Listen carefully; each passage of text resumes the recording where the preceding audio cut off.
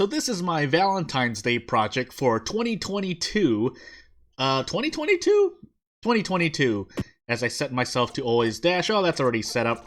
But yeah, it's not anything huge. There's some people I even criticize myself. It's not too big of a game. It should take you less than 15 minutes, but if you're exploring things, 30 tops, but otherwise, speeding through the game, I know I can speed run this game definitely under 2 minutes.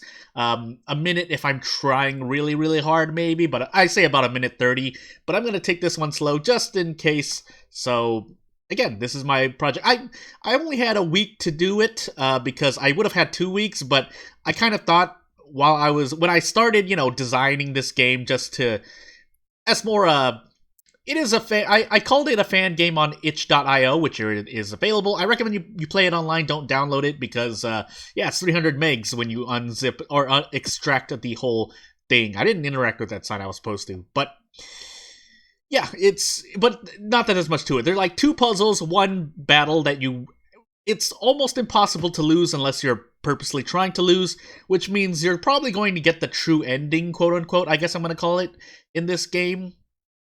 And it won't be too hard. However, I guess you might get the normal ending if you're, just not really, really paying attention, but I mean, it's not hard, So this is one of the puzzles. Again, I took inspiration from Silent Hill due to people around me playing Silent Hill, but I also, wanted to test my puzzleness. If nothing else, this project was a breath of air as I continue to develop my own games. That way I can start practicing, and that way I can start, stay fresh, I guess.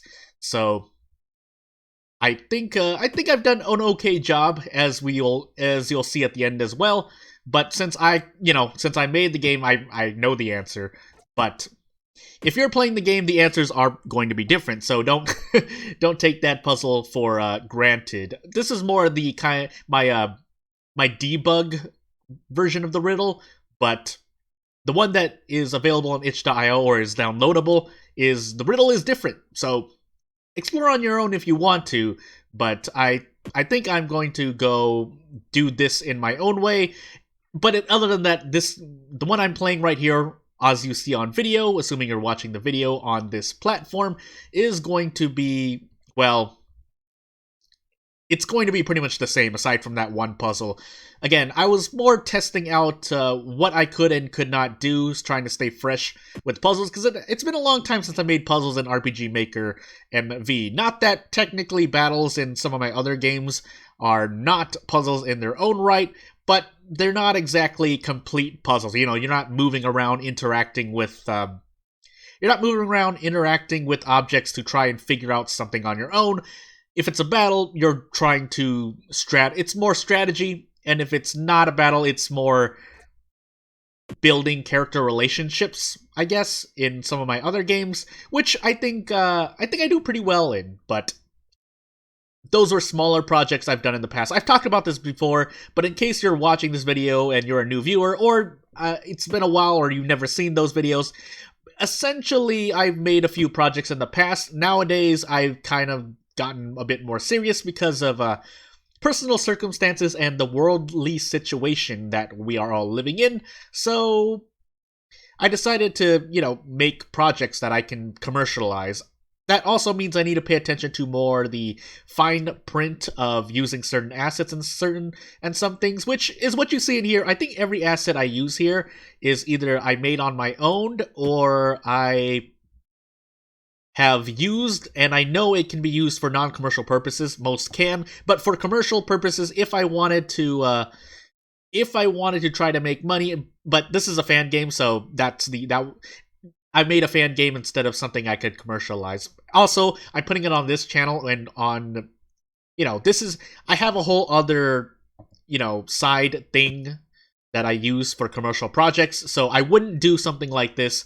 This game has this is an unofficial fan game that I made with, my own eyes and ability to adjust pixels here and there, so that it doesn't look bad, but I had to make everything from scratch in a sense. So And for certain, no files from World of Horror were manipulated or processed. I haven't data mined anything, so I hope it's okay. Otherwise, let me know if it's a problem. I'll take the game down. But this was more a passion project that I volunteered myself for because I wanted to do something for Valentine's Day, and a lot of the other things that I had planned didn't go out so well. So if you're watching this recording, this is the one that made it. So as we get into it, an affection system isn't too hard to make, but obviously, when you start, if your game is all about relationships, you need to start crisscrossing variables. If you're not working with a, what does it say, high-level engine, which is actually of a lower tier than a low-level engine, if you're actually coding, it can get a bit more messy trying to assign variables, use functions, and keep things organized. That's more a human part of development, but obviously there are bugs where, affection might go negative or something like that. That's a really extreme example, but those who've worked with games know what I mean. For those who don't, there's a lot to lose track of, basically, and anything that you forget about may come back to bite you, essentially, is what I'm trying to say. And it's not that it's too difficult, it's that it's really easy to miss because you're usually doing something not redundant, but you're repeating something over and over again. So you're saying like affection plus 1, or maybe you're subtracting affection when you make the wrong decisions. Again, this battle is really hard to mess up. There's no magic, there's no special attacks, just attack literally and you're done. As we finally reach the ending here, and again, it's not supposed to be a long game, but yeah, it's really easy to lose track of, and that's one of many components. So if I wanted to add a battle system, I'd have to make sure that works, but if something in the affection, if I think that, an affection system or a resource system in a resource management game is all good, then I might want to go back and check if I don't have any playtesters. Obviously, I'm playtesting on my own, but I don't want to hire playtesters. It's a whole thing. And there's only so much one person can do there on their own, but if you are on your own, you have to do it. So with the bigger game, this is a smaller game I put out in a week, but for larger games, it takes me pretty much, if it was a bit larger, it would probably take me another week because I'm going through, testing things, debugging, making sure that, and debugging in RPG Maker, because this was made in RPG Maker MV, testing things in RPG Maker is a bit more clean because you're not dealing with code, but when you're dealing with code, say like in Unity or in Ren'Py, even Ren'Py for visual novels, you can accidentally do things that, suddenly the game closes again. I'm thinking up of extreme examples, or even for those who use Twine, if you just like coding, if you accidentally put too many parentheses or you don't close a parentheses, the game crashes when it does this event. So you think that you're doing is adding $2 to your money counter, but then you forget a semicolon or something like that, and it just all explodes. And then someone reports that bug. You have to go in and look at it. And for a bigger game with thousands of lines of code, even though it's only a game that's technically an hour long, it's really bad when that happens. And then you have to go back, and if you didn't put any debug codes, then you have to look by hand unless someone tells you the specific scene or battle in RPG Maker's case that things crashed in. It can get really messy, and that's just adding numbers here and there.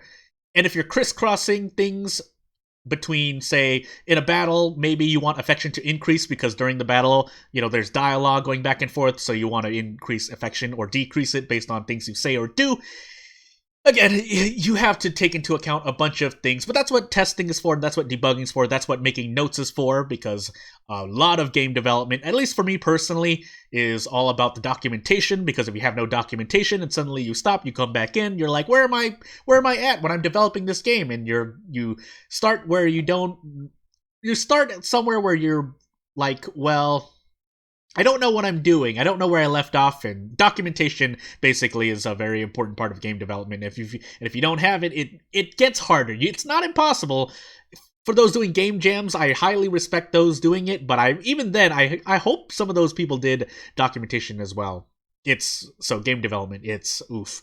So here's the dev room. Yeah, that's a picture of me, but this is the end of the game. Again, there wasn't really much, but there is something to play around with, so I might as well call it a game. I'm not trying to put myself down or anything, that's just the truth of the matter.